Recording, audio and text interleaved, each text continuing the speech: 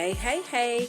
Welcome to another episode of Evolving Perspectives. My name is Mattea, your podcast host, and on this podcast, we dive deep into the stories of everyday people, discussing the hurdles they face and the triumphs they've achieved.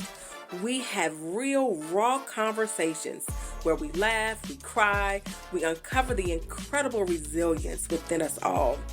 From overcoming personal setbacks to navigating life's unexpected twists, each episode that you tune into is a testament to the human spirit's capacity to persevere and thrive. Tune in as we share moments of vulnerability, inspiration, and ultimately empowerment.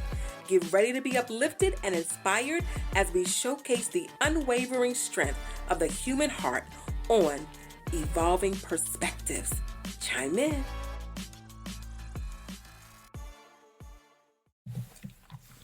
Hey, and welcome to another episode of Evolving Perspectives.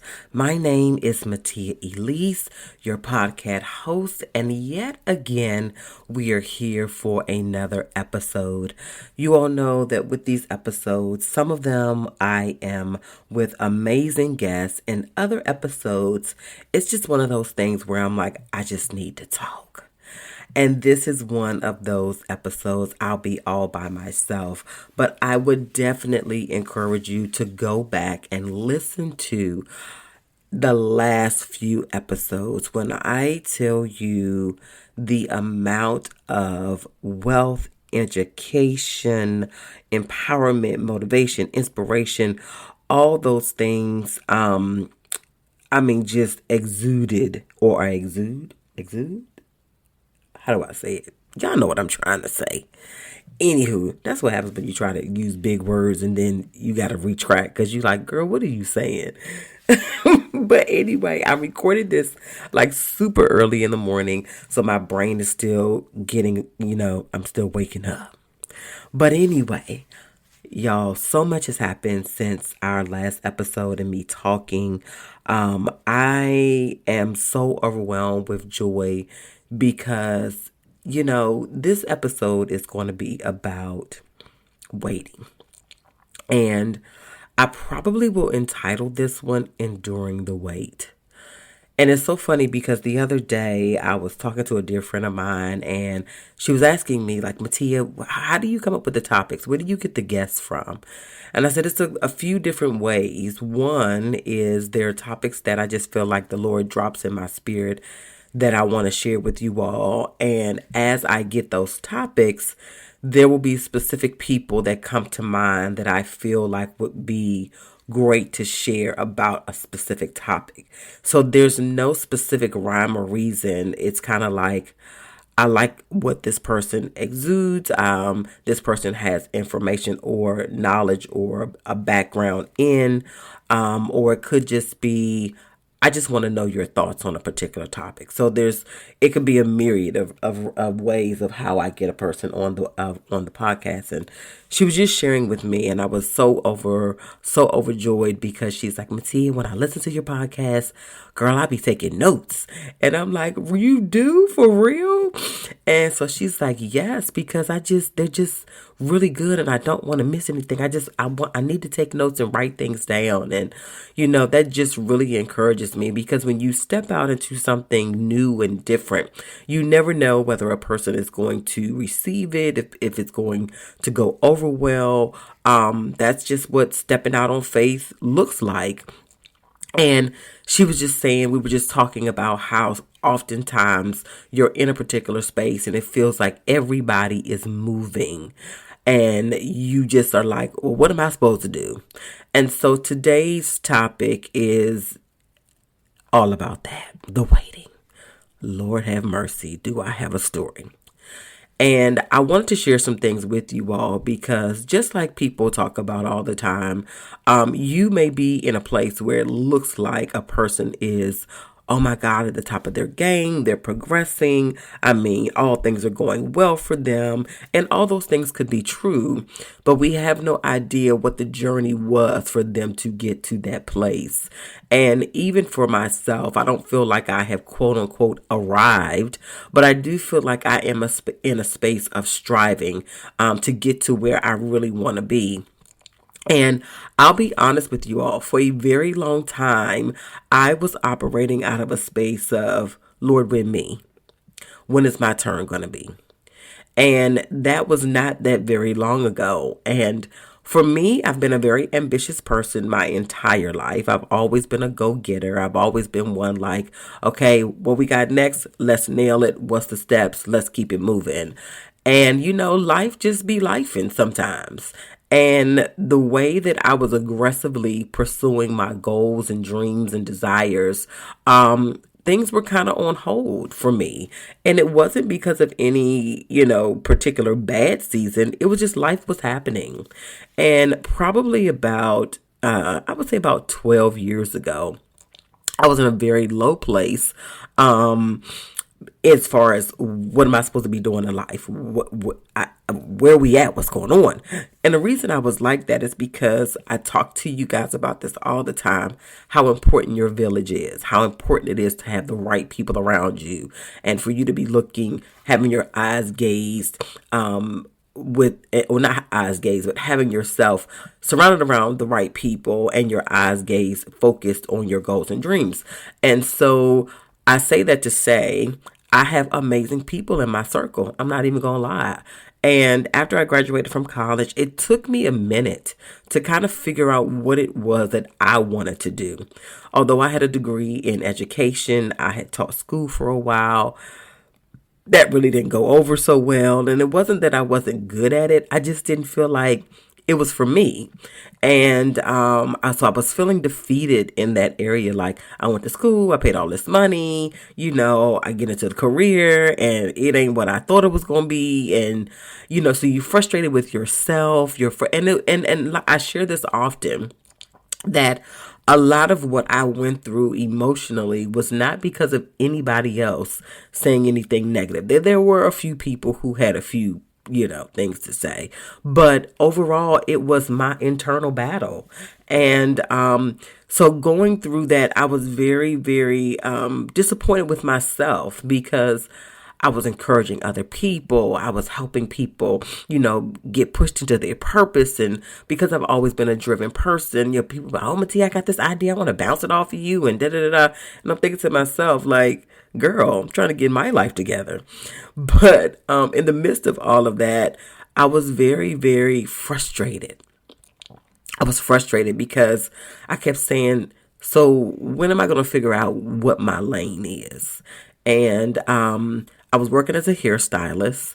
And for me, initially, I did not feel like that was good enough. And I even had a family member to say to me, hairstylist, that's for people who really, can't go to college or can't, get formal education. They do a trade or whatever. And even though I'm not really moved by what people say, in the back of my mind, even though I felt some type of way about being just a hairstylist, I took that as not that I wasn't maximizing my potential, but it was kind of like, well, maybe I am too educated for that, or maybe I should be doing something else. And I fought with that and wrestled with that for a long time, because you will have to realize that I was the hairstylist and my friends were, pediatricians. One of my good girlfriends is a cardiovascular surgeon, and, another friend is an attorney. Like, I had people who I felt like some weight behind their name, and I was out here curling hair. And not because I felt like, I don't know, it just made me feel some type of way. And I remember having a conversation with one of my clients and a dear friend, and actually we went to college together, and we were talking one day, and I was like, yeah, because I'm just a hairstylist, da, da, da. And this is a young lady who, has worked for the FBI. She's a doctor, and of course has all the credentials. And she was like, I'm going to stop you right there. I never forget. We were in the salon by ourselves because it was a late appointment. And she was like, I'm going to stop you right there. I need you to stop saying you are just a hairstylist, because you are not. You are so much more than a hairstylist to me. You are a motivator. You are an encourager. You help me you've talked me off the ledge. You push me into purpose. You are a life giver. You do so much more. It is not limited to you just being a hairstylist. But even if you were just a hairstylist, you are a darn good hairstylist, and that is hard to come by. It's a lot of people who can do hair very well, but you are an educator. You are constantly pouring into yourself to give your clients the best experience ever, from a professional standpoint, from a educational standpoint. And so with that being said, Mattea, you're not just a hairstylist. So stop saying that. And I don't know what happened in my brain, but in that moment, something clicked. And I was like, you know what? You're right. And I was like, I'm not just a hairstylist, because, like I said, I've always been one. Like, if I'm going to do something, I'm going to go all in. We're jumping into the deep water. We're not going to just stay in the shallow end. And so I start owning that. Like, no, I'm not just a hairstylist. I'm an educator. I'm going to educate you about your hair and what it's doing, what it's not doing. I'm going to refer you to a dermatologist or a trichologist. I was doing more than just curling hair. And, it was very frustrating for me, because I think there have been so many changes in my career that it was a running joke in my family. Like, Mattea, what's she doing now? Where's she working at now? Because it's almost as if I couldn't get my footing. And even throughout my career, once I became a hairstyle licensed professional, I was working in Greensboro, North Carolina. That's where I started. And I was doing well. I had built up a clientele. Things were going well. And my husband got a job opportunity to move to Maryland. So all the hard work that I had been working towards building a clientele and working at an amazing salon, that all came to a screeching halt, because it was an opportunity we just, we couldn't pass up. So then we moved to Maryland, and I'm like, am I going to start this again? Okay, I'm going to start again. We're going to do this again. And I go into another salon, do amazing, build great rapport, build a clientele. I'm there, and we decide several years later we want to start a business. Okay, no worries. We move yet again. So this is number 3. So if any of you know anything about the beauty industry is a little bit different, because it's not like I'm just going to apply for a job and I'm just going to go to work. So whether they knew me at my previous job or not, I'm just going to pick up the pieces, maybe go through a training, and you go on. In the industry, especially when it comes to being a black stylist, let's be honest, and maybe it's like this in other cultures too, people want to vet you. Oh, how good is she? How long has she been? Let me see your work. So it's not one of these things that you can just jump in and all of a sudden you're going to have just an amazing clientele. And so round 3 of starting over, what I need to be is a start over coach. How to start over. Listen, and gain a following. I got receipts. And we moved again and opened up a funeral home in North Carolina. And I told my husband, I said, you know what? My kids are small. They were 2 and 4 at the time. And I'm just going to help you with this funeral home, help build it. It's going to be amazing. And we're going to go with the flow. And that was my idea. I was like, I am not getting ready to do this again. And I remember moving and being in our new state rather. And my friend, who was my boss when I worked at the salon in Maryland, she called me one day and she's like, Mattea, I haven't seen you posting anything about hair. What's going on? Are you working at a salon? What you doing? And I'm like, Jolie, I can't do this. I've started over multiple times. I don't think I have the emotional bandwidth to do this again. I just don't. I'm tired. And I got these 2 small kids. We trying to build this business, and I just don't think I have it in me. And she said to me, remember I told y'all, your village is important. She said, Mattea, you got way too much in you to let it die like that. There's more. I need you to try again. And I'm going back and forth with her. Girl, I can't do this. Da, da, da, da, da, da, da, da. She said, Mattea, I need you to try. And I need you to try, do it for me. Because I need to know, I want you to see what you bring to the table. But I need you to understand, like, you got more in you. And I'm like, all right. And I didn't really have anything to lose because the reality was we had started the funeral home, but it was new. We started that thing from the ground up. We were trying to build rapport with the community and, build clientele within the community and get people to trust us as a new business. So we weren't super busy. And so I did have time to really work at a salon. And so I ended up finding a salon, and it was a great opportunity because she's like, whatever you need me to do to support you, I got you. And I ended up working at a salon, and 6-7 years later, I'm now at a space in my career again where I have met some of the most amazing people, built great relationships, and have now again developed, created, drawn in an amazing clientele. And I am just so very thankful and grateful for that.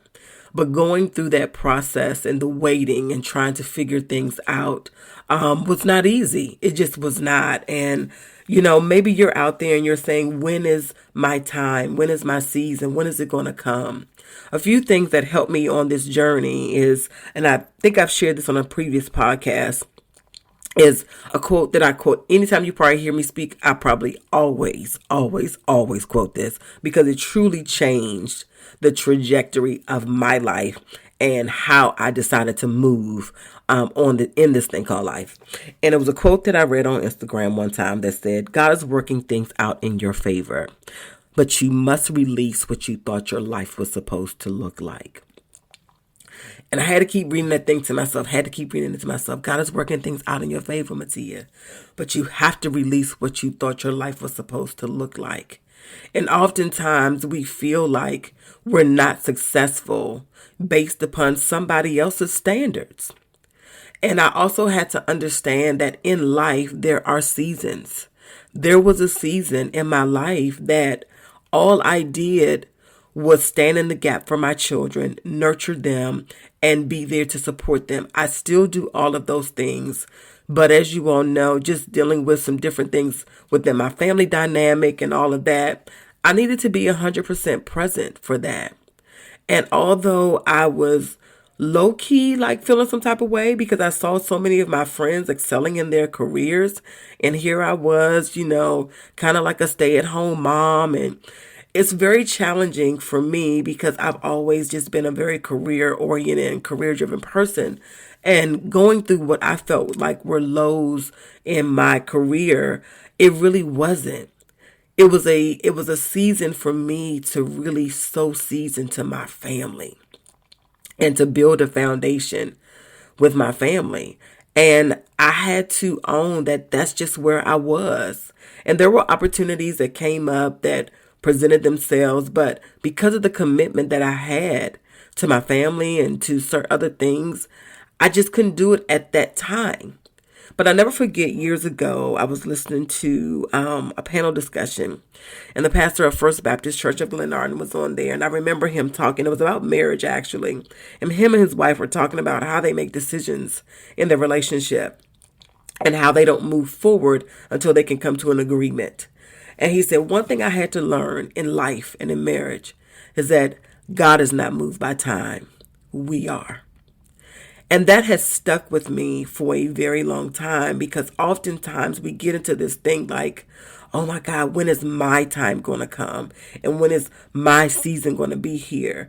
And at the end of the day, who said that your career had to be at the top of its game at the age of 25, at the age of 30, at the age of 35? I did not get married until I was 30. By the time I got married, the majority of my friends were already married with a whole, van full of children. I was still out here living my single life. So I was behind. I felt like at the time behind on that. Got married. We wanted to wait a little bit before we got, start having children. And then it was kind of like, okay, we've been waiting a long time. Like, where the kids at? Why we ain't getting pregnant? Then it was the challenge of getting pregnant and having complications behind that, to finally getting pregnant and then losing the child, and then trying again and try again after all the emotional and mental anguish that came along with the loss, and finally getting pregnant. I had my daughter at 34. Okay, my first child at 34. By this time, most of my friends' children were like in elementary school, good in elementary school, not just starting. And here I am having a baby. And then I didn't have my son until I was 36. So then I was a geriatric mother. And that was a whole thing within itself. And so I had to understand that my journey is just that. It's mine. And I cannot allow what the world standards, what social media standards, even my friends or family standards have on their life or for them, or what they say is supposed to be right or the right timing. I can't apply that to myself. Number one, is way too much pressure, and there's way too many standards to try to uphold. I had to understand that, and my best friend said it to me like this. She said, Mattea, anything that's supposed to come to your hands will not pass you by. And I was like, at first I'm like, girl, no, that's not true. I just feel like, oh my God, da da da. She said, Mattea, anything that's supposed to come to you will not pass you by. And I want you all to think about that. I want you to meditate on that. I want you to get it down in your spirit. Number one, God is working things out in your favor. Release what you think it's supposed to look like. Success looks different on everybody. I had no idea I would be a podcaster. Had no idea I would be a motivational speaker.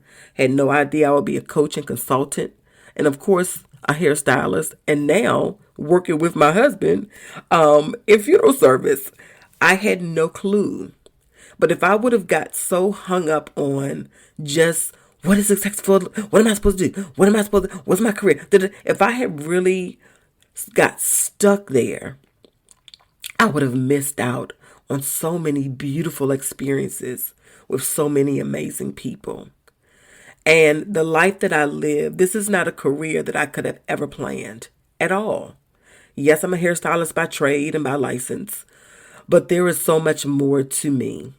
And it used to frustrate me because, and I think that's why I went through so much initially through my journey trying to figure things out, because my brain really does work in so many different ways. And so it's almost like, okay, which one am I going to do today?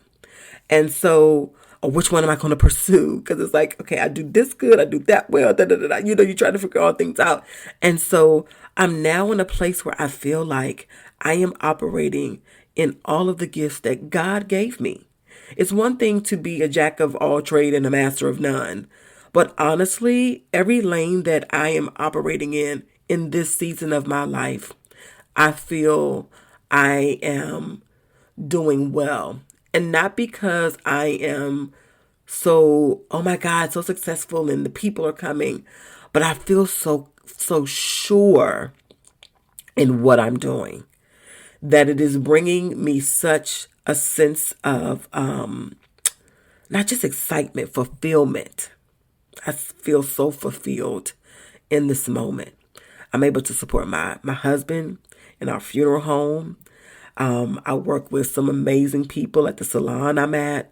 I have some great clients who I've built great rapport with. I get to talk to you all being on this podcast. I get to share the friends in my circle with all of you all. Like, I am super excited and so thankful that I've been chosen to be on this journey. And this is definitely not anything I could have curated on my own. So I want to encourage you, don't be weary in well doing, because in due season you will reap if you faint not. So whatever you are in right now, it's okay. Maybe this is a season where you are just nurturing your children. Maybe this is a season where you're taking care of an elderly or sick parent. Maybe this is a season where you really are just working on you.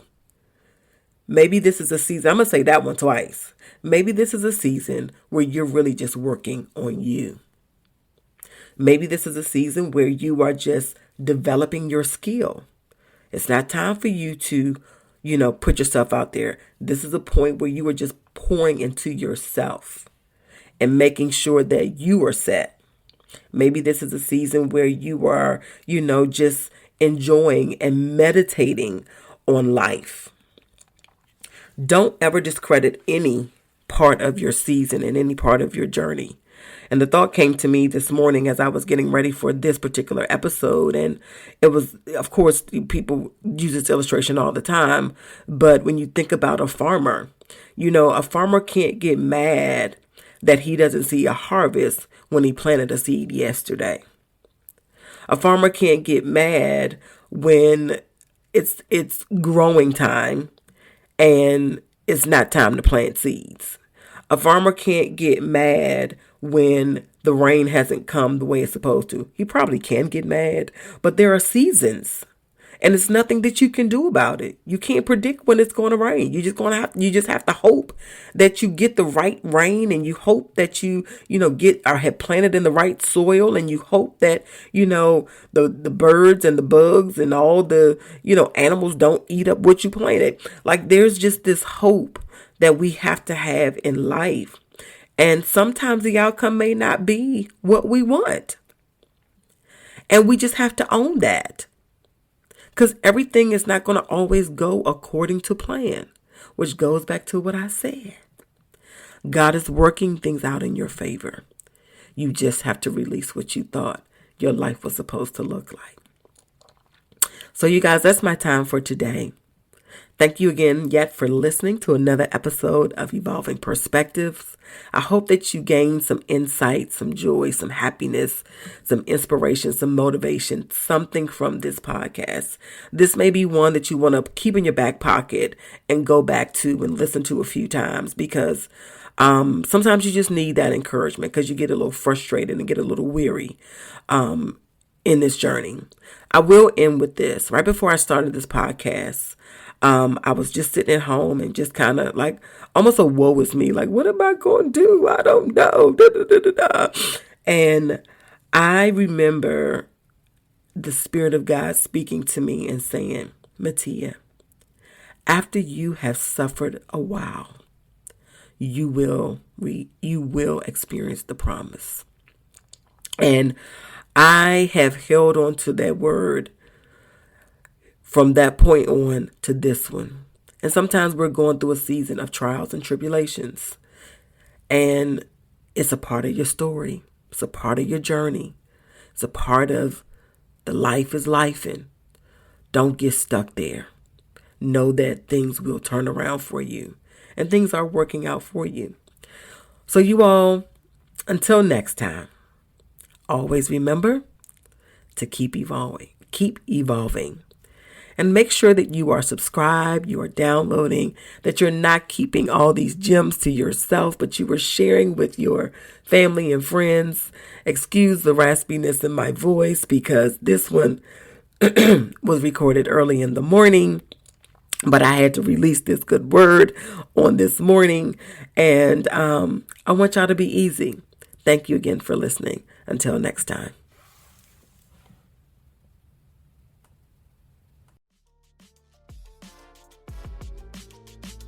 Thank you again for tuning into Evolving Perspectives. Remember to like, subscribe, download, and share with your friends and family about our episode that releases every single Monday. And always remember to keep evolving. Until next time, be easy.